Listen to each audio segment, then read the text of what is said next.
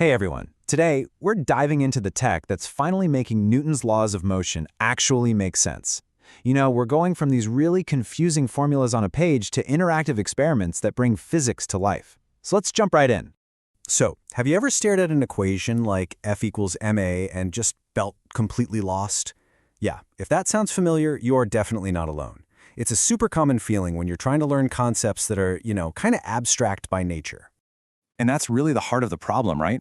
We're being asked to understand these invisible forces that literally govern the entire universe, but all we're given is a textbook and a calculator. It's kind of like trying to learn how to swim by just reading a book about it. It just doesn't connect. And this gets us to the core of the issue, what I like to call the textbook problem. For decades, this has been the default way we teach physics, and it just creates this huge gap between the theory and what happens in the real world. And look, this isn't just a feeling students have. It's a well-known educational hurdle. The source material for this whole explainer says it perfectly. Understanding motion is absolutely fundamental, but ideas like force and inertia can be incredibly hard to get from equations alone. And that gap, the one between the formula and the actual force, that's where learning so often just breaks down. So, how do we fix that? How do we bridge that gap? Well, the answer is to stop just reading about motion and to start actually interacting with it. And this is where virtual labs come into play. Okay, so think of them like a digital sandbox for physics. Instead of just reading about forces, you can actually get in there, push a block, crank up the friction, and see exactly what happens in real time. It completely transforms these abstract ideas into a direct, hands-on experience. So how do these things actually work? Well, they're built on the fundamental rules of the universe, but they're written as code. Rule number one is the law of inertia. So, in the simulation, this just means an object that's floating out in space will just keep floating in a straight line, literally forever, until you come along and apply some kind of force to it. And here it is, the big one, the famous F equals ma. In the simulation, this isn't just a formula you have to memorize. It's the engine that makes everything go. You can change the force, you can change the mass, and you can see right away how it affects the object's acceleration. You actually get to feel that relationship. And finally, we've got the law of action-reaction. In the simulation, if you push on a virtual wall, the code makes sure that the wall pushes back on you with the exact same force.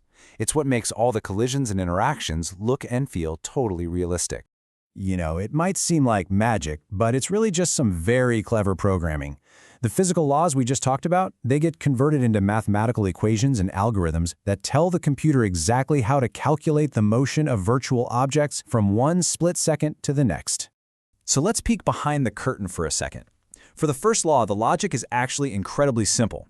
At every tick of the program's clock, it asks one question: is there a net force on this object? And if the answer is no, it does absolutely nothing. The velocity just stays the same. That's it.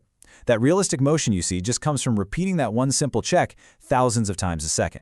But, not all simulations are created equal. So what really separates a great virtual lab from, say, just a clunky video game? Let's break down the anatomy of what makes one of these truly effective. Okay, so the best virtual labs, from a student's point of view, they absolutely nail three things. First, the physics has to feel real, so you actually trust what you're seeing. Second, you have to be in control so you can experiment freely.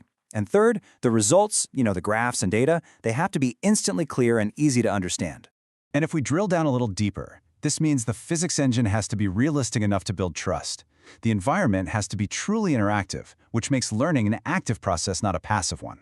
And for teachers, the real secret weapon is the data tracking, being able to see exactly which concepts are tripping students up and why. So at the end of the day, the goal is to build a bridge, a really solid connection from the experiment you see on the screen to a student's intuitive understanding of the real world. A reliable simulation makes that bridge strong. So what does all this mean for the future of experiments? Are we watching the end of the traditional science lab as we know it? It's the big question on everyone's mind, right? Are we headed for a future where beakers and pulleys and all that stuff are just replaced entirely by pixels and processors? Well, the consensus seems to be a pretty clear no.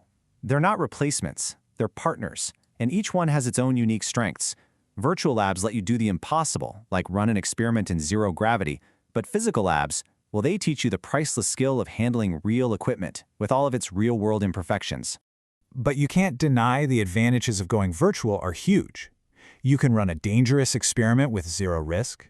You can reset a super complex setup with a single click. But maybe most importantly, it creates this playground for curiosity, a safe place to ask what if over and over again without any consequences.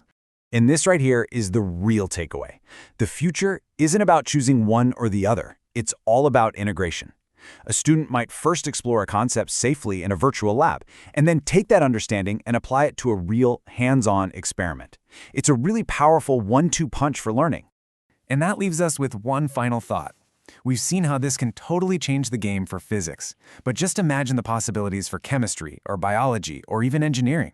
What complex or abstract or dangerous topic do you think will be the next one to get its own digital sandbox?